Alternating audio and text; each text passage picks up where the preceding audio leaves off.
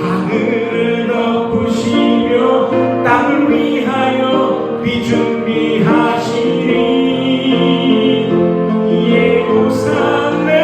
예루살렘아. 목회자 생각 262번째 노예 교육부장으로 목회자 세미나를 주관하면서 느낀 점, 2025년 10월 19일 남울산 노예 2025년 92회기 교육부장으로서 목회자 세미나를 주관하는 일은 단순한 행정적 역할을 넘어 깊은 영적 책임을 지는 일입니다. 세미나는 단지 교육의 장이 아니라 참여하는 목회자 개개인의 사역 방향과 영적 상태에 영향을 미치는 중요한 사역입니다. 특히 최근 캄보디아에서 발생한 한국인 납치 사건과 같은 안타까운 현실을 접하며 한 리더의 판단과 책임감이 공동체 전체에 얼마나 중대한 영향을 미칠 수 있는지를 다시 한번 생각합니다. 이 사건은 단지 한 개인의 문제가 아니라 리더의 부주의와 무책임이 얼마나 위험한 결과를 초래할 수 있는지를 여실히 보여줍니다. 개혁주의 신학이 강조하는 직분의 신성함과 하나님 앞에서의 책임의식은 리더로서 세미나를 준비하고 인도하는 모든 과정에 떨림과 두려움을 더해줍니다. 첫째, 목회 현장의 무게 속에서 신학적 방향성에 대한 책임감을 깊이 느낍니다. 세미나 주제 선정은 단순한 선택을 넘어 참여하는 약 60여 명의 목회자와 사모들의 신학적 전책성과 목회 철학에 큰 영향을 줄 수 있기에 매우 신중을 기해야 했습니다. 이번 세미나의 주된 목표는 쉼입니다. 저의 목회 철학이기도 하고 실제로 많은 목회자들이 육체적, 심리적, 영적으로 번아웃 상태에 놓여 있음을 알기에 이번 세미나가 단순한 부흥이나 자극적인 행사가 아닌 참된 쉼과 회복의 시간이 되길 간절히 소망했습니다. 같은 노예 내에서 얼마간 60대 이하 목사님이 3분이나 소천했고 병마와 싸우는 분들도 많아 교회 영적 지도자들의 현실이 결코 가볍지 않다는 것을 절감합니다. 둘째, 이 사역은 단순한 교육이나 위에서 군림하는 자리가 아니라 섬김의 자리임을 가슴 깊이 새깁니다. 목회자는 이윤을 쫓는 직업인이 아니라 하나님의 사랑으로 교회를 섬기며 살아가는 이들입니다. 그러나 교회 재정은 늘 넉넉지 않고 세상의 어려움과 오해 속에서 부담은 더욱 무거워집니다. 그래서 세미나를 준비하고 진행하는 과정은 때로 개인적 희생을 요구하기도 합니다. 저 역시 교육부장이라는 자리로 인해 기꺼이 헌금을 드리며 그 무게를 함께 느꼈습니다. 그럼에도 불구하고 진정으로 희생하며 섬기는 목회자의 길을 걸어가고자 하는 마음으로 이번 세미나가 참석하는 모든 분에게 쉼과 위로 그리고 깊은 소망의 시간이 되기를 간절히 기도합니다. 결론적으로 노예 교육부장으로서 목회자 세미나를 주관하는 경험은 저에게 목회자 리더로서의 책임과 사명을 다시금 깊이 깨닫게 해주었습니다. 하나님 말씀 앞에 두려움과 경외심으로 서서 형제된 목회자들을 섬기고 맡겨진 성도들과 교회를 위해 하나님의 뜻에 민감하게 반응하는 삶을 살아야 함을 절실히 느낍니다. 한 번의 행사의 성공보다 맡겨진 사명에 충성하며 따뜻한 마음으로 섬기는 리더로서 현재와 미래의 성도들을 위해 묵묵히 헌신하는 목회자가 되기를 소망합니다. 이 시간 하나님의 말씀을 읽는 시간입니다. 하나님의 말씀은 요한계시록 14장 9절에서 13절입니다. 또 세 번째 다른 천사가 그들을 뒤따라와서 큰 소리로 말하였습니다. 그 짐승과 그 짐승 우상에게 절하고 이마나 손에 표를 받는 사람은 누구든지 하나님의 진노의 포도주를 마실 것이다. 그 포도주는 물을 섞어서 묽게 하지 않고 하나님의 진노의 잔에 부어 넣은 것이다. 또 그런 자는 거룩한 천사들과 어린 양 앞에서 불과 유황으로 고통을 받을 것이다. 그들에게 고통을 주는 불과 유황의 연기가 그 구덩이에서 영원히 올라올 것이며 그 짐승과 짐승 우상에게 전하는 자들과 또 그 이름의 표를 받는 자는 누구든지 밤에도 낮에도 휴식을 얻지 못할 것이다. 하나님의 계명과 예수를 믿는 믿음을 지키는 성도들에게는 인내가 필요하다. 나는 또 하늘에서 들려오는 음성을 들었습니다. 기록하여라. 이제부터 주님 안에서 죽는 사람들은 복이 있다. 그러자 성령께서 말씀하셨습니다. 그렇다. 그들은 수고를 그치고 쉬게 될 것이다. 그들이 행한 일이 그들을 따라다니기 때문이다. 하늘 말씀을 제가 나눌 때마다 특별히 이제 요한계시록을 제가 설명드릴 때마다 가장 먼저 드리는 말씀이 있습니다. 그건 지금 우리가 처한 상황과 여건입니다. 우리가 신앙생활을 분명히 하지만 우리가 살아가는 이 세상이 결코 쉽지 않고, 물론 이렇게 축복의 모습도 있지만 현실적인 어려움들이 늘 진행되고 있고 또 앞으로도 그런 것이 있을 예정이라는 겁니다. 우리는 이미 요한계시록을 통해서 지금 어떤 상황이 펼쳐지고 있느냐면 7번째 성경의 봉인이 이렇게 띄어진 상태고요. 또 7번째 나팔이 불려지고 있는 상태입니다. 하나님의 비밀스러운 그런 일들이 이렇게 진행이 됐고요. 또 그것으로 인한 어떤 경고와 같은 일들이 지금 펼쳐지고 있습니다. 하나는 하나님의 심판과 같은 일이죠. 이 심판은 이 땅 가운데 일어나는 그냥 일시적인 어떤 그런 심판이기도 하고, 또 이후에 영원한 심판까지 연결이 되고, 또 두 번째는 이 과정 속에서 이 땅 가운데서도 하나님의 구원이 일어나고 있고, 또 이후에 영원한 구원이 펼쳐지고 있습니다. 이런 상황 속에서 우리는 계속해서 하나님의 심판이 어떻게 진행되고 있는지를 우리가 지금 점검하고 있죠. 일반적으로 요한계시록은 3가지 방식으로 지금 하나님 심판이 영원한 심판 전에 지금 이 땅 가운데 펼쳐지고 있습니다. 하나는 악한 세력들의 등장입니다. 눈에 보이지 않는 어떤 붉은 용으로 대표되는 그 사탄, 또 아루인 그 귀신들이 실제적으로 어떤 영향을 주고 있죠. 그래서 우리는 어두움을 느끼고, 또 거기서 또 파생된 여러 가지 부정적인 사건과 일들을 봅니다. 또 두 번째는 그런 악한 세력에 의해서 펼쳐지는 어떤 거짓 선동가들이 있습니다. 거짓 선지자라고도 일컬어지는 그들이 있죠. 수많은 사회의 집단이나 또 이단들, 또 그것에 의해서 권력이 잡혀진 그런 악한 정치 집단들, 뭐 그런 모습들이죠. 그러니까 이런 세력에 의해서 이제 영향을 받은 이제 3번째 그룹이 생기는 거죠. 우리가 늘 접하고 있는 대부분의 사람들입니다. 겉으로는 뭐 괜찮아 보이지만 늘 이런 영향 때문에 악한 세력, 또 그것에 의해서 또 어떤 힘을 얻은 그런 거짓 선동가들에 의해서 영향받은 사람들이 늘 불안해하고 짜증내고 화내며 이렇게 펼쳐지는 것이죠. 이게 다 심판 속에 나타나는 어떤 영향들입니다. 그래서 어떤 결과가 초래됐나요? 예, 분열과 싸움과 또 전쟁이라는 끔찍한 일들이 지금 현재 이 땅에서 이루어지고 있고 진행되고 앞으로도 펼쳐질 겁니다. 죽음이 있고 죽음에 방불한 그 엄청난 일들이 자연계도 그렇게 일어나고, 이상기후 현상이나 또 많은 질병으로 인해서 사람들이 실제로 죽고 또 그것과 방불된 여러 일들이 일어나고 있습니다. 이게 지금 우리 처한 상황 속에 3가지 영향으로 진행되는 일들이죠. 더불어 이 심각한 일 속에 하나님은 또 구원이라는 걸 세우셨습니다. 구원을 또 이루시는 거죠.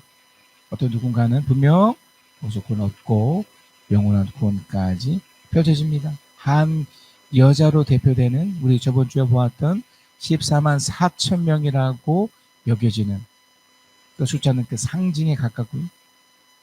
하나님께서 구원시키고자 하는 이 사람들에게 하나님의 보호와 거룩한 삶을 살려고 몸부림치는 그 사람들에게 위로와 격려와 또 응원하심으로 이 땅 가운데서 구원이 이루어지고 또 영원한 구원이 펼쳐지고, 이게 구원의 효력이죠. 자, 그래서 오늘 다시 보아야 될 게 뭐냐면, 하나님의 심판 같은 이 상황 속에 우리가 지금 처해 있지만 하나님의 사람들이 하나님이 어떻게 구원시키고 있는지, 물론 이후에 영원한 구원까지 연결이 되지만 바로 저번 주에 보았던 14만 4천 명의 그 모습을 한 번 더 확인하고 그것이 이 땅 가운데 어떻게 펼쳐져야 되는지를 나누려고 합니다. 여러분, 요한계시록 14장 4절에서 5절인데 우리 저번 주에 보았지만 한 번 더 제가 말씀을 드립니다. 요한계시록 14장 4절에 5절, 그들은 그랬습니다. 그들이 바로 14만 4천을 말하는 거고, 심판 가운데 하나님의 구원을 이루는, 또 앞으로 이루게 될 그 사람들을 얘기하는데, 그들은 여자들과 더불어 몸을 더럽힌 일이 없는 정절을 지킨 사람들입니다. 바로 이 부분, 정절을 지키다. 이걸 제가 이후에 계속 설명을 하겠는데, 하나님의 법을 지키고 즐거워하고 기꺼이 따르려고 하나님과 소통하는 사람들입니다. 그들은 어떻게 표현되어 있습니까? 어린 양이 가는 곳 어디든지 따라다니는 사람들입니다. 그들은 사람들 가운데서 하나님과 어린 양에게 드린 첫 열매로서 구원을 받았습니다. 그러니까 구원을 받았고 구원을 이루어가고 또 앞으로 구원을 받을 예정인 사람. 그들 입에서는 거짓말을 찾을 수도 없고 그들에게는 흠잡을 데가 없습니다. 자, 여러분, 이런 질문이 가능해요. 그럼 이게 누군가? 이게 누군가? 정절을 지키는 것이 진짜 어떤 신앙의 특징, 신앙인들의 특징이고 14만 4천 명으로 예표되는 마치 우리 주님과 같은 삶을 사는 사람들인데, 이게 도대체 어떤 것인가? 그러니까 정절을 지킨다는 것이 구체적으로 무엇인가를 한 번 더 점검을 해야 합니다. 이 정절이라는 말은 신념이나 어떤 신의를 굽히거나 바꾸지 않은 강경한 태도를 말할 때 정절이라고 한대요. 근데 여러분, 이 정절이 조선시대 우리 유교 문화와 이렇게 접해서 이 정절을 마치 어떤 고집스러움으로 변질이 되기도 해요. 그러니까 잘못된 신념이 마치 이렇게 확 지키는 것으로. 그래서 이 정절은 먼저 어떤 것을 먼저 이해하셔야 되냐면, 어떤 정절이냐는 거죠. 무엇을 지키느냐입니다. 무슬림 같은 경우는 이제 다른 종교지만 그들 나름대로의 분명한 신념과 코란이라는 독특한 우리와 같은 성경의 체계를 그들이 믿는데, 그들도 정절을 지킵니다. 그래서 나름대로 하루에 5번씩 그런 규약을 지키고 절도 하고 그런 행위를 하죠. 우리 기독교 안에서도 이 정절이라고 말할 때 이제 그런 부분들을 또 이야기하기도 합니다. 내가 교회 다니고 또 내가 신앙이 있으니까 이것은 하고 저것은 하지 말고 이런 식으로 접근할 수 있습니다. 어떤 면에서 그렇게 비춰줄 수 있지만, 이런 이분법적으로 정절을 이해하면 이 세상에서 만든 이 법 체계와 이게 혼란해 버리는 거죠. 그래서 여러분, 먼저 무엇에 대한 정절인가를 한번 점검하셔야 돼요. 단순히 어떤 하고 하지 않고의 그것을 넘어서야 된다는 거죠. 하나님의 말씀은 때로는 해라 하지 마라가 분명히 있지만 그 자체에 딱 매몰돼서는 안 된다는 겁니다. 그러니까 무엇에 대한 정절, 그러니까 하나님의 기준이 딱 설정되어 있는 건 분명하지만 이걸 하고 하지 않고로만 집중돼서는 안 된다는 겁니다. 예를 들어 우리가 이제 아는 이제 보편적이고 상식적인 그런 십계명과 같은 내용들이 있습니다. 이건 하고 하지 말고가 있잖아요. 그 중에 이런 부분이 있습니다.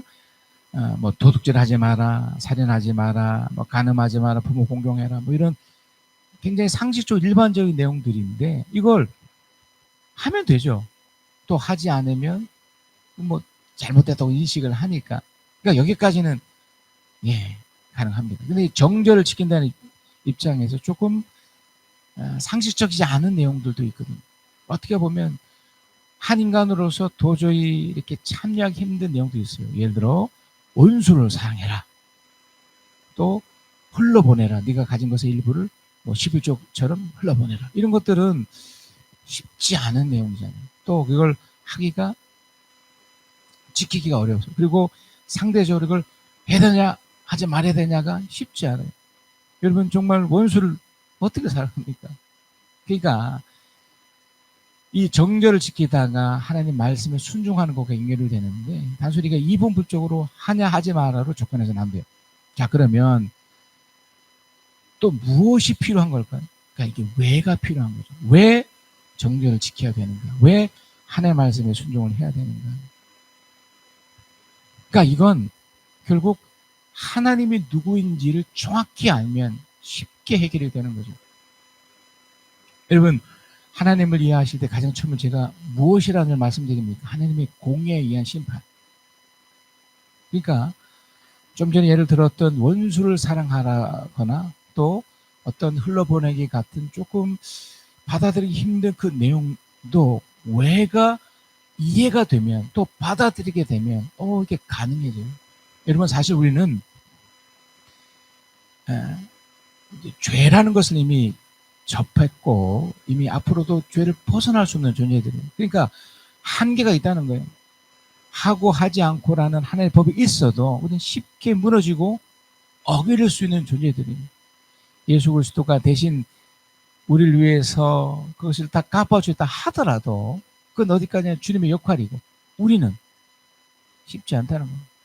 그런데 이런 말씀을 지키고 정죄를 지켜야 되는 이로 인해 이런 원수를 사랑하라라든지 흘러보내기라든지 이런 좀 감당하기 힘든 것들이 왔을 때 왜 하나님이 그걸 하길 원하시는지의 궁극적인 그 원인과 이유를 알게 되면 자 여러분 내가 누군가로부터 해코지를 당했다고 치십시오.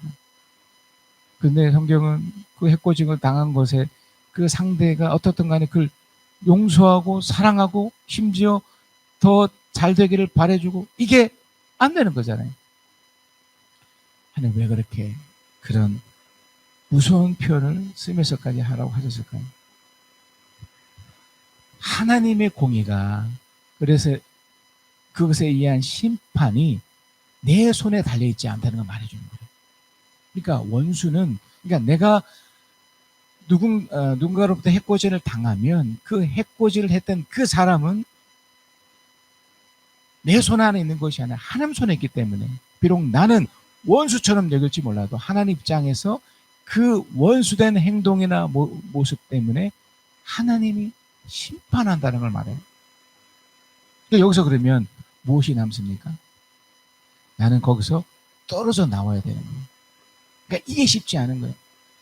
내가 당하고 내가 억울해 이렇게 접근하니까 내 마음속에 무엇이 생깁니까? 미움과 화와 분노가 생기는 거죠. 짜증이 생기는 거죠. 그런데 여기서 한 발짝 떨어져서 나의 한계를 알고 일단 사랑하고 용서하는 건 두 번째 치고 그 심판권을 하나님께 맡기면 어떻게 될까요?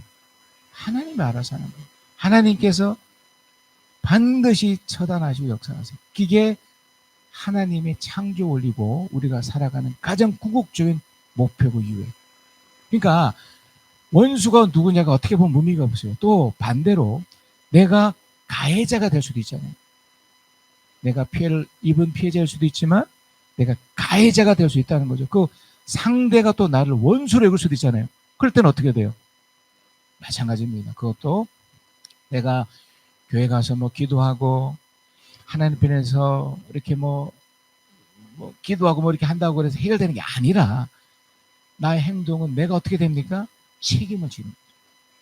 이게 하나의 법칙이에요. 내가 잘못했으면 그 상대는 일단 상관없이 하늘의 심판을 내가 받게 되는 거예요. 그러니까 이게 내가 원수가 되든 또 내가 원수로부터 어떤 공격을 받았건 상관없이 원수 그 자체는 하나님께서 역사하시고 하나님께서 결정하시고 평가하신다는 그 원리가 잡아지면, 그걸 이해가 되면 원수를 사랑하라 해서 첫 번째가 가능해져요. 그러니까 원수를 이렇게 내가 좀 나올 수 있는 겁니다. 그리고 그 원수가 사실은 먼 사람들보다 가까이 있는 사람일 수 있고, 여러분의 남편일 수도 있고, 여러분의 아내일 수도 있고, 여러분의 가족도 아들이나 딸, 또 부모일 수 있어요.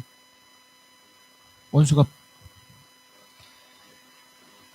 달라서 원수가 아닌 거니까. 그러니까 그 원수를 통해서 나타나는 어떤 현실적인 것들이 있죠. 그런 감정. 제가 좀 전에 설명드렸던 미움, 분노, 화. 그러니까 원수를 사랑하세요에서 가장 중요한 포인트는 뭐냐면 바로 그 내용, 감정이에요. 첫 번째로 원수를 하나님께 올려드리고, 그러니까 올려드린다는 것은 하나님 알아서 처단을 하신다면 남는 게 뭐예요? 내 속에 담겨있는 내가 해코지를 당했던, 내가 해코지를 했던 그 마음 속에 있어서는 안 될 미움, 분노, 화 이런 것들을 점검하라는 거죠. 이게 두 번째예요. 그러니까 지금 우리는 정절을 지킨다, 하나님의 말씀을 따르는 데 있어서 바로 이 부분, 우리가 받아들일 수 없는 이 내용들이 하나님의 그 공의에 대한 심판을 이해만 해버리면 이제 가능해지는 거예요. 아, 원수를 맡기고 그러면 나는 무엇이 남습니까? 분노와 미움과 짜증을 내려놓고 한 가지, 바로 사랑만 남도록 내가 훈련하는 거예요. 쉽지 않습니다. 하지만 하나님은 이걸 요구하시는 거예요. 네 원수 내가 처리해줄게. 대신에 너는 그 분노의 마음, 화의 마음 이걸 다 내려놔. 우리 주님이 십자가에 달리셨을 때 이와 같은 감정 왜 없으셨겠습니까? 너무나 억울한 죽음이잖아요. 얼마든지요 화낼 수 있고 짜증낼 수 있고, 실제로 제자들은 그렇게 했잖아요. 우리 주님이 무슨 잘못을 했습니까? 그러면서 베드로는 칼까지 들리면서까지 저항했습니다. 이게 왜 나쁜 거겠습니까? 할 필요도 있어요. 그러나 주님은 그걸 멈추게 했어요. 그러면서 순순히 그걸 받아내. 주님이 착해서요? 아닙니다. 제가 좀 전에 설명드린 것처럼 하나님이 그들을 심판하실 것을 내다보았기 때문에. 그래서 예수님이 십자가에 달리셨을 때도 그 표현을 했던 거예요. 하나님, 저들의 죄를 저희들에게 돌리지 마십시오. 주님이 착해서가 아닙니다. 심판의 권한이 성부께 있는 걸 알았기 때문에. 그리고 어떤 마음을 유지했을까요? 좀 전에 표현됐던 사랑의 마음을 유지했던 거예요. 물론 그 사랑이 성경에서 여러 종류가 있습니다. 아가페적이고 또 우정과 같은 그런 사랑이 아닐 수도 있어요. 우리 주님은 그게 가능하실 수 있으셨지만 우리는 이런 사랑까지 아닐 수 있어요. 하지만 그 사랑 안에는 어떤 사랑이 있을까요? 견뎌내는 사랑이죠. 화가 있고 분노가 있지만 참는 거예요. 쉽지 않지만 이게 훈련이 되면 그 상대가 원수일지라도 내가 참아내고 버티는 거죠. 여러분, 정절을 지킨다는 것은 이런 연장선에 있는 겁니다. 신앙은 단순히 이분법적으로 하고 하지 않고 떠나서 왜 그 말씀을 하셔서 지켜야 되는지 그 원리를 받아들이는 거죠. 그래서 여러분, 복음이 무엇인지 요한계시록 이 다음 구절에서 분명히 말해주면서 하나님의 중요한 그 내용을 표현해주고 있습니다. 요한계시록 4장 6절에서 11절입니다. 나는 또 다른 천사가 하늘 한가운데서 날아다니는 것을 보았습니다. 그에게는 땅 위에 살고 있는 사람과 모든 민족과 종족과 언어와 민족에 전할 영원한 복음이 있었습니다. 복음도 그냥 복음이 아니고 영원한 복음. 우리 주님 때문에 우리는 주로 인한 복음이 있는 것처럼 보여졌지만 사실은요, 주님이 창조했을 때부터 끝날 때까지, 주님이 다시 오시는 그 때까지 다 이게 다 복음의 한 형태인데, 그 복음의 가장 첫 번째 핵심이 7절에 나와요.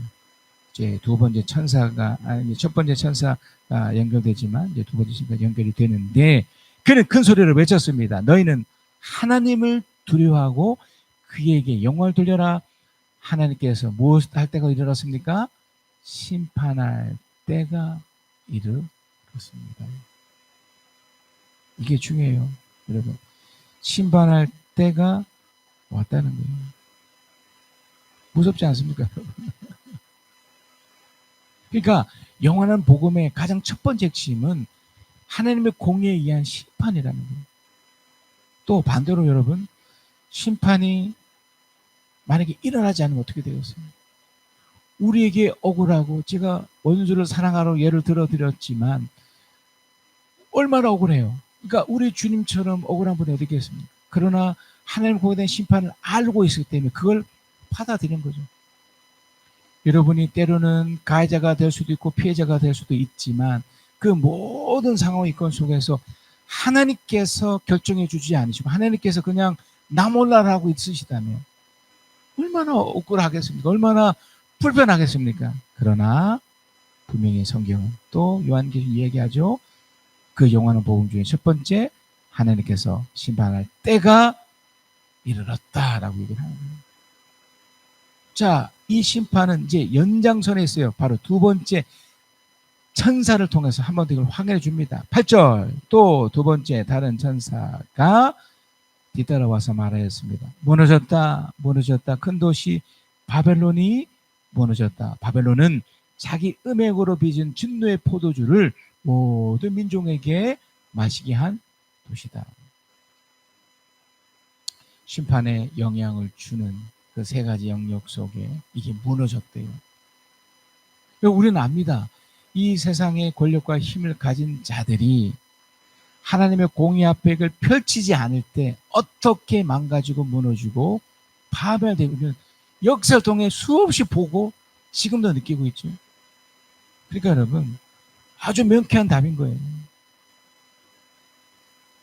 주님 보시기에 잘 살면 누리게 되고 펼치게 되지만 주님 보시기에 악하게 살면 이건 사람 눈과 상관없습니다. 사람 보이는 것에 아무 상관, 주님 보실 때 되면 어떻게 됩니까? 벌어지는 거예요. 진노의 포도주를 하나님이 퍼붓게 되는 거예요. 우리 인생 여정도 똑같습니다. 자, 그러면서 9절입니다. 이제 세 번째 다른 천사가 하는 걸 보세요. 또 세 번째 다른 천사가 그들을 뒤따라와 그 줄을 말하였습니다. 그 짐승과 그 짐승 우상에게 절하고 이마와 손에 표를 받은 사람은 누구든지, 이걸 이상하게 해석하는데 아닙니다. 명쾌한 건 그래. 영향받은 거예요. 세상의 권력과 이런 것은 이 배후에는 또 악한 세력, 물론 하나님 이걸 그저 방치했죠. 하나님 입장에서는 테스트니까. 테스트예요. 어찌됐든 그것에 속든 어찌됐든 거기에 마치 중독된 것처럼 세상이 좋은 거예요. 이런 거, 인생 뭐 있어, 한 방울로 살자, 이런 중독자, 또 하나님 없이 어떤 세상에서 표현되는 그런 음악들, 영화들 보는 게 왜 나쁜 거겠습니까? 봐도 되고 누려도 됩니다. 문제는 거기에 여기 우상에 절한 것처럼 표를 받는 것처럼 그걸 중독돼 버리는 거예요. 그게 전부라고 얘기하는 거예요. 억울한 것으로 주님께 나가는 것이 아니고 하나님께 맡기는 것이 아니라 오히려 내가 어떻게 해보겠다고 막 몸부림치며 막 화내고 짜증내고 하는 그 모든 것들이 어떻게 될까요? 누구든지 10절 하나님의 진노의 포도주를 마실 것이다. 예외가 없어요. 그 포도주는 물을 섞어서 묽게 하지 않고 하나님의 진노의 잔에 부어넣은 것이다. 또 그런 잔은 거룩한 저슬거리님 앞에서 불과 유황으로 고통을 받을 것이다. 여러분, 우리에게 한 번씩 육체적인 어떤 고통이 찾아올 때가 있습니다. 근데 아직 하나님이 죽지는 않게 하신 것은 기회를 주고 있는 거예요. 영원한 복음 가운데 하나님 공의가 지금 나에게 작용하고 있는 거예요. 여러분, 우리 육체는요, 창조 원리 속에 열심히 살아야 되는 것과 또 열심히 쉬어야 되는 이 두 가지 같이 이루어져야 돼요. 열심히 일하기만 하고 또 열심히 또 쉬어야 되는데 쉼도 오히려 학대시키죠. 쉰다는 이유로 막 술을 부어넣고 뭐 이 적정량이 뭐 되면 또 모르겠지만 그렇게 안 되거든요. 막 마음대로 막 몸을 학대시키면 어떻게 됩니까? 병든 거예요. 또 썩어가는 거예요. 끝장나는, 너무나 상식적인데 우리 다 이게 놓친 거죠. 그래서 그걸 하나님 어떻게 합니까? 방치해 두는 거예요. 더 이상 몸의 기능을 그냥 놔둬버린 거죠. 그래서 불과 유형으로 고통받게 하는 거예요. 자, 11절. 그들에게 고통을 주는 불과 유황의 연기가 그 구덩이에서 영원히 올라갈 것이며, 이 영혼이라는 말이 무서워요. 지금은 우리가 기회가 있는 거예요. 살아있으니까. 그러니까 죽음 이후에 남는 게 뭡니까? 육체는 이미 썩어버리고 영혼만 남을 텐데, 그걸 육체 때 겪었던 것과 똑같은 고통을 또 겪어야 된다는 거. 여러분, 생각만 해도 너무 싫잖아요. 저도 이 원리를 알아서 하나님 앞에 바로 서려고 무지무지 애쓰는데 이걸 말하는 거예요. 그 짐승과 짐승 우상에 절하는 자들과 또 그의 표를 받는 자는 누구든지 밤에도 낮에도 휴식을 얻지 못할 것이다. 무섭지 않습니까? 잠을 못 자고 쉼을 얻지 못하는 거. 다 이게 다 뭡니까? 단순히 뭐 악하게 살았다 못하게 살았다를 떠나서 하나님이 원하시는 가장 기본적이고 상시의 삶을 살지 않았다는 결과예요. 여러분, 하나님의 심판은 단순한 하나님의 화풀이가 아닙니다. 공의라니까요.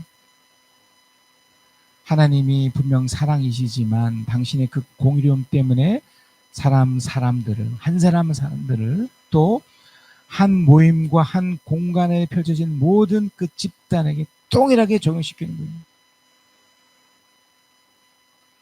그러니까 여러분, 우리가 어떻게 살아야 되겠습니까? 우리는 억울해할 수 있어요. 하나님이 내 몸을 치셨을 때, 또 내가 부정적인 일을 또 직접적으로 간접적으로 경험할 때 막 화풀이할 수 있습니다. 막 이렇게 할 수 있습니다. 그러나 한 번 더 생각해 보면 스스로가 자초한 결과예요. 제가 좀 전에 설명드렸듯이 육체의 질병이 찾아왔을 때 여러분, 이건 기회예요. 내 몸을 잘 쉴 수 있도록, 편안하게 만들 수 있도록. 그때마저도 더 이렇게 살려고 아둥바둥 하기보다 실제로 여러분, 병원에 입원까지 시키지 않아요. 사실 하는 게 없어요. 가서 아무것도 하지 않고 약이지만 약 먹고 그냥 누워있게 만들잖아요. 그래서 회복되면 정말 감사한 일이지만 이게 기회인 겁니다. 자, 그래서 여러분, 이런 심판 속에 제가 소개 말씀드렸던 14만 4천의 그 신자의 특징처럼 나타냈던 하나님의 구원하심을 얻기 위해 우리가 어떻게 해야 될까요? 요한계시록 14장 12절 13절입니다. 하나님의 계명과 예수를 믿는 믿음을 지키는 성도들에게는 이거죠. 첫 번째는 이거예요. 염중한 심판 속에 공의에 의한 이런 게 펼쳐졌을 때 우리는 주의 말씀을 지키려고, 예수를 믿는 믿음을 지키려고 무엇이 필요합니까? 인내가 필요합니다. 인내. 인내가 뭡니까? 견디는 거예요. 그래서 여러분이 주님 안에서 정절을 지키는 것, 심지어 원수를 사랑하는 이런 것까지 훈련하는 것이 결코 되지 않습니다. 인내는 결국 무엇을 담고 있습니까? 하나님의 구원이 담겨 있기 때문에 결국에 우리 주님도 십자가에서 너무나 비참한 죽음을 죽었지만 무엇이 남겨 있습니까? 부활이 남겨 있잖아요. 우리보다 앞서간 죽음으로 먼저 떠난 수많은 성도들도 마찬가지죠. 그들을 우리는 다시 볼 겁니다. 행복과 고통 없이 너무나 멋진 삶을 살고 있는 그를 저 중간에서 우리는 다시 만날 겁니다. 그래서 여러분, 남겨진 우리들이 무엇이 필요합니까? 인내가 필요한 거예요. 현실 속에서 함께하는 이들을 위해서도 분명 이들이 잘못된 길을 가고 못난 모습이 보여질 때 우리는 그들 위해서 인내해 줘야 돼요. 우리만큼은, 나만큼은 기다려주고 또 인내하고 기다려주고 인내하고 이런 것들을 반복해서 해줘야 됩니다. 그렇게 되면 자 13절입니다. 우리 함께 읽겠습니다. 13절 시작. 나는 또 하늘에서 들려오는 음성을 들었습니다. 기록하여라. 이제부터 주님 안에서 죽는 사람들은 복이 있다. 그러자 선생님께서 말씀하셨습니다. 그렇다. 그들은 수고를 그치고 쉬게 될 것이다. 그들이 행한 일이 그들을 따라다니기 때문에. 그들이 행한 일이에요. 우리는 묵묵히 우리만큼 나만큼은 인내하며 버티고 견디는 겁니다. 여전히 세상은 쉽지 않은 구조 속에 우리마저도 우리 마음을 불편하게 만들려고 해요. 짜증나게 만들려고 해요. 분노하게 만들려고 해요. 너무나 억울한 일을 겪고 막 포기하게 만들려고도 해요. 당장 어떻게 하고 싶은 그런 욕구도 치밀 수 있습니다. 그러나 하나님은 우리 주님을 통해 우리에게 호소하시고 부탁하는 게 아니, 그건 내가 할 테니 너는 사랑하고 기다리고 인내하며 제발 버텨줘, 기다려줘. 그러면 내가 다 알아서 해올 테니까 너만큼은 지금 이 상황에서 절대 짜증내지 말고, 절대 화내지 말고, 절대 마음 불편해하지 말고 하나님 믿고 한번 기다려주면 어떻겠니? 그러면 내가 정한 때에 모든 것을 회복시켜줄게. 모든 것을 돌려줄게. 비록 네가 죽음으로 끝이 난다 할지라도 영원한 그 중국에서 그 약속을 이루어 줄 거야. 그리고 이 땅 가운데서도 할 수만 있으면 그것을 이루어 줄게. 이게 하나님의 이번 주에 주시는 말씀입니다. 여러분, 이런 결단이 가능합니다. 새 천사가 전해준 영원한 복음을 잊지 않고 비록 하나님의 신방 같은 일들이 펼쳐진다 하더라도 하나님의 구원의 역사를 믿고 정절을 지키며 멋진 인생을 살고자 노력합시다. 우리는 원수도 사랑할 수 있습니다. 우리 결단의 찬양을 하십시다. 여러분, 이 찬양의 가사를 잘 생각하시면 좋겠습니다. 이 가사가 우리에게 큰 위로가 될 줄 믿습니다. 특별히 이번 한 주간 여러분의 삶의 여정이 결코 쉽지 않을 수 있지만 하나님께서 말씀하시는 바로 비를 준비하시고 계십니다. 우리 주는 위대하며 능력이 많으시도다. 그의 지혜 무궁하며 인자는 영원하도다. 상한 자를 고치시며 상처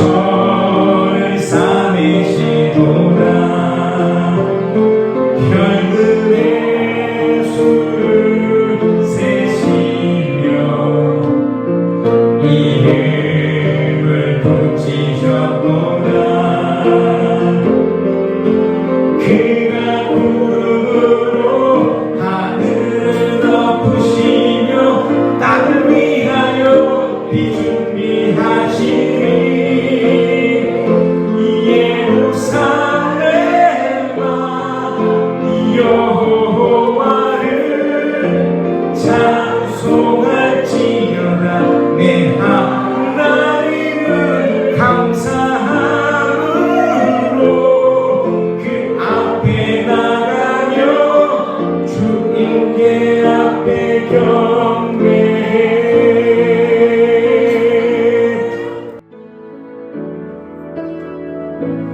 안개가 날 가리워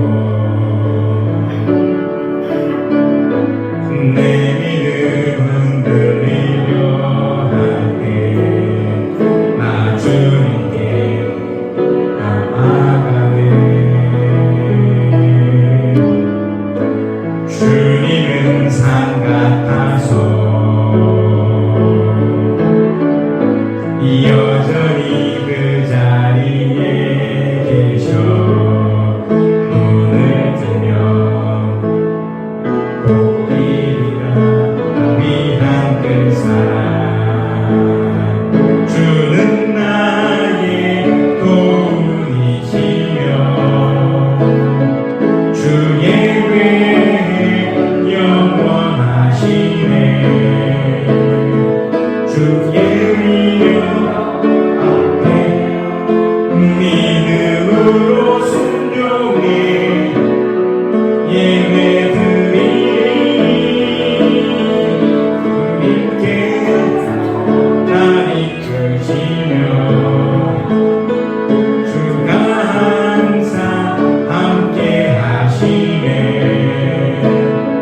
주의 사랑 안에 믿음으로 순종해 예배드리니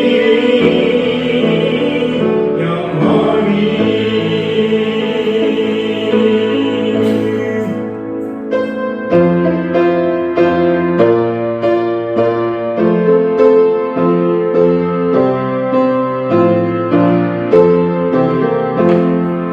이 몸의 소망 무언가 우리 주 예수 우리를 우리 주 예수 밖에는 내